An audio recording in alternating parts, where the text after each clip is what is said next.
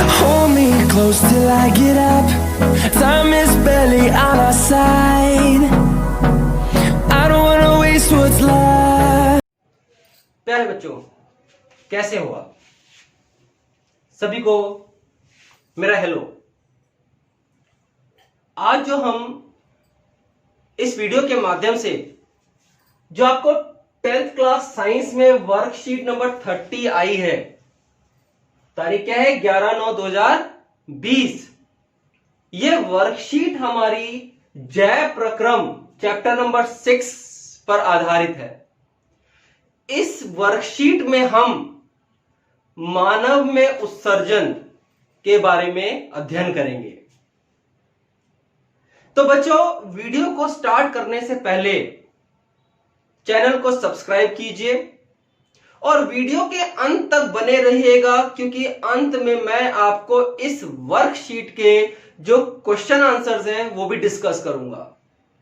तो आइए पहले हम इसका कंटेंट एनालिसिस करें कि आज की वर्कशीट में दिया क्या है आपके। तो सबसे पहले जो बात की गई है वो उत्सर्जन की बात की गई है। उत्सर्जन की परिभाषा देखेंगे।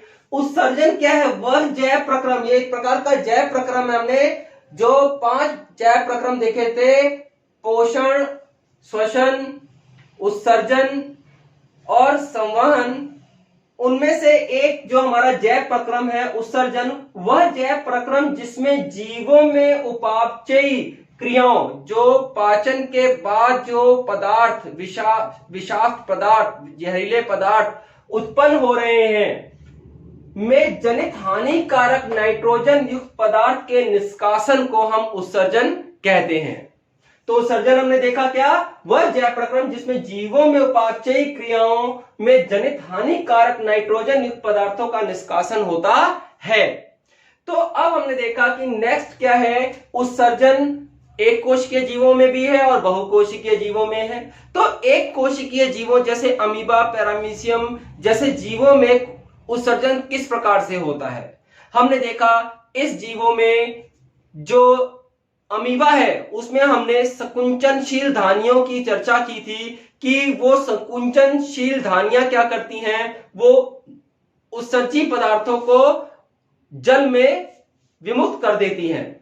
तो हमने देखा कुछ ऐसे जीव हैं जो एक कोशिकीय हैं, वो जल में विसरण द्वारा पदार्थों को बाह्य वातावरण में त्याग देते हैं। जैसे हमने देखा कि जीव बहुकोशिकीय हो गया, जैसे मानव मल्टीसेलर, कई कोशिकाओं से बना हुआ, उसमें हमने देखा कि वहां पे उत्सर्जन तंत्र होता है और उसमें एक विशिष्ट अंग होते हैं जो इन्हीं कार्यों के लिए बने होते हैं। जैसे हम देखा मानव एक बहुकोशिकीय जीव है, उसमें उत्सर्जन हमने देखा कि उसमें एक मानव उत्सर्जन तंत्र, एक उत्सर्जन तंत्र है जो ये चित्र में दिखाया गया है। हमने देखा ये उत्सर्जन तंत्र हमारे उत्सर्जन अंग से बने हुए हैं। जो इसका मुख्य अंग है वो हमने देखा 2 वृक्क हैं, किडनी जिनको हमने कहा। ये जो वृक्क है वो आपके रीढ़ की हड्डी के साथ राइट और लेफ्ट दोनों तरफ 2 किडनीज प्रेजेंट होती हैं, उनको हम वृक्क कहा। प्रत्येक वृक्क से हमने देखा ये जो वृक्क है यही हमारा मुख्य उत्सर्जन अंग कहलाता है। हमने देखा ये वृक्क क्या करते हैं? मूत्र का निर्माण करते हैं, यूरिन का फॉर्मेशन करते हैं। उसकी चर्चा हम इस वीडियो के बाद में देखेंगे कि मूत्र का निर्माण किस प्रकार होता है। हमने देखा जो किडनीज है या वृक्क है, वहां मूत्र जो निर्माण हुआ है वो 2 नलियों द्वारा, जिसे मूत्रवाहिनी कहा है, वो मूत्र को मूत्राशय में लाकर इकट्ठा कर दिया जाता है। मूत्राशय में मूत्र जो है वो समय तक पड़ा रहता है। जब हमें मूत्र त्याग करने की इच्छा जागृत होती है तो हमने देखा मूत्र मार्ग द्वारा होते हुए मूत्र द्वार द्वारा मूत्र का त्याग कर दिया जाता है। तो ये हमारा मानव जो है उत्सर्जन तंत्र है। ये चित्र एग्जाम के पॉइंट ऑफ व्यू से काफी इंपॉर्टेंट रहता है। वर्कशीट में इसका चित्र बनाने को भी दिया गया है। ऊपर की तरफ आपने देख रहे होंगे 2 शब्द और दिख रहे हैं, वृक्क शिरा और वृक्क धमनी। अब ये क्या कार्य करती है? हमने देखा जो वृक्क धमनी है वो आपके वृक्क में प्रवेश करती है। प्रवेश करने के साथ ये हमने देखा आगे जाकर रक्त ही में से जो विषैले पदार्थ हैं ये वृक्क में निकल जाते हैं। उसको हम देखेंगे आगे की चर्चा में। अब जब ये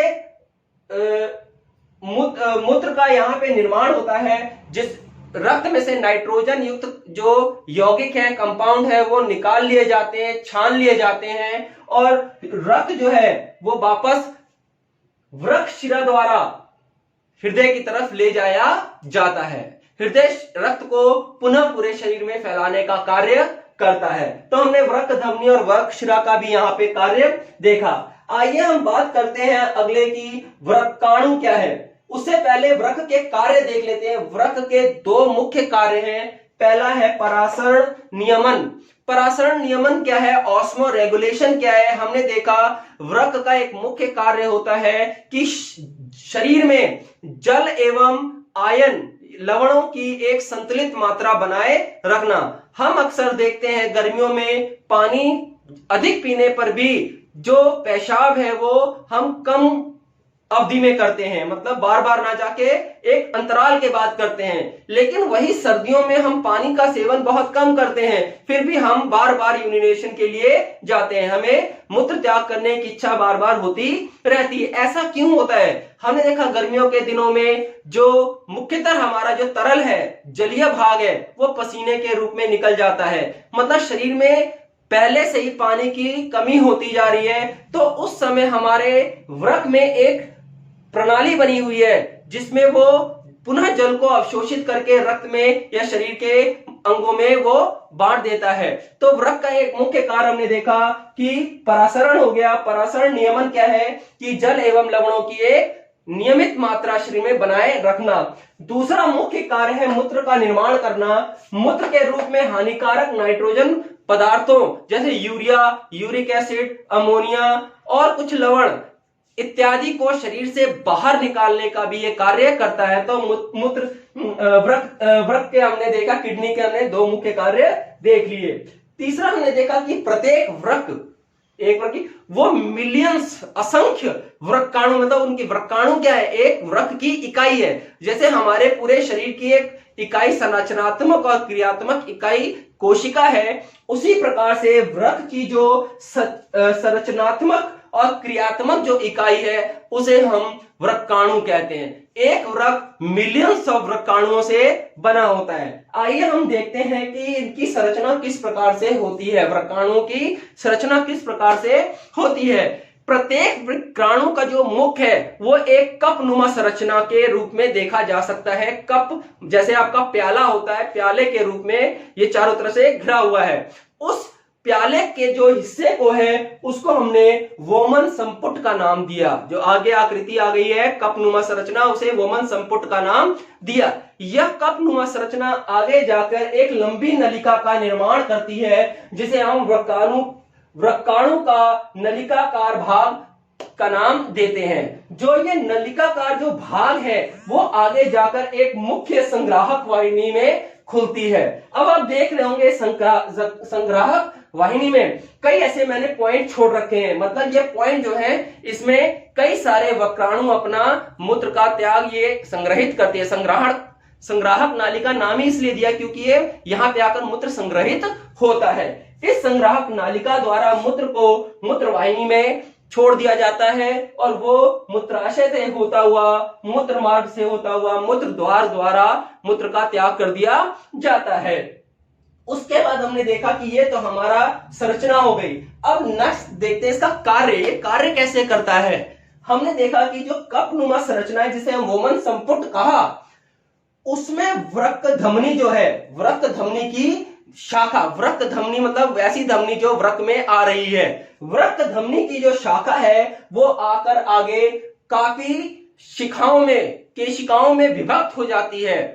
केशिकाएं क्या है, वो फाइन आर्टरीज, आर्ट्रियोल्स कह दिया, केशिकाओं में विभक्त होकर गुच्छे का निर्माण करती हैं जिसे हम कोशिका गुच्छ का नाम देते हैं। तो ये वृक्क धमनी आकर वोमन संपुट में कोशिका गुच्छ का निर्माण करती है। यही जो पदार्थों का आदान प्रदान जो हो रहा है, विषैले पदार्थों का या जो भी जल का आदान प्रदान हो रहा है, वो इसी कोशिका गुच्छ और आपके वृक्काणु जो वोमन संपुट है उसकी सतह पे, मतलब एक तरफ आपका कोशिका गुच्छ की सतह आ गई, दूसरी तरफ आपकी वोमन संपुट की सतह आ गई। पदार्थों का आदान प्रदान इसी कोशिका गुच्छ और वोमन संपुट के संपर्क वाले स्थान पर होता है। पदार्थ जो है, जल हो गए या जो पदार्थ हैं, वो छन कर वोमन संपुट में आ जाते हैं, जो नलिका नलिका से होते हुए संग्राहक नलिका में पहुंचते हैं। उसके बाद जो रक्त है वो वृक्क धमनी द्वारा ये आगे बढ़ा दिया जाता है और वृक्क शिरा द्वारा ये पुनः हृदय तक पहुंचाया जाता है, जो मैंने आपको यहाँ पे चित्र में दिखाया है।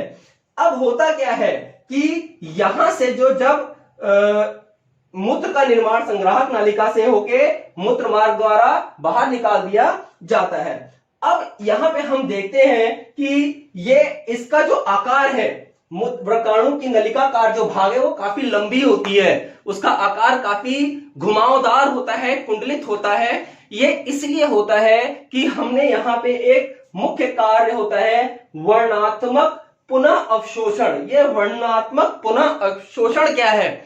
अब हमने देखा कि जब पदार्थ इस नलिकाकार भाग से निकल रहा होता है तो वोमन संपुट द्वारा अवशोषित कुछ ऐसे पदार्थ जो शरीर के लिए लाभदायक हैं वो यहां पुनः अवशोषित कर लिए जाते हैं। वर्णात्मक मतलब सिलेक्टिव मतलब सिलेक्टिव चीजें, पूरी चीजें नहीं। अब हमने देखा वोमन संपुट को हमें ये नहीं पता कि क्या चीज अवशोषित करनी है, नहीं, वो तो हर चीज को अवशोषित कर लेगा। जिसका सांद्रता कम है वो अधिक वाले से कम स्थान की तरफ गति कर जाएगा। लेकिन जब मूत्र जो है या जो पदार्थ है वो नलिकाकार भाग से गुजरता है तो यहाँ पे वर्णात्मक पुनः अवशोषण होता है, जिसमें ग्लूकोज, जल और अमीनो एसिड जैसे पदार्थ पुनः शरीर द्वारा अवशोषित कर लिए जाते हैं।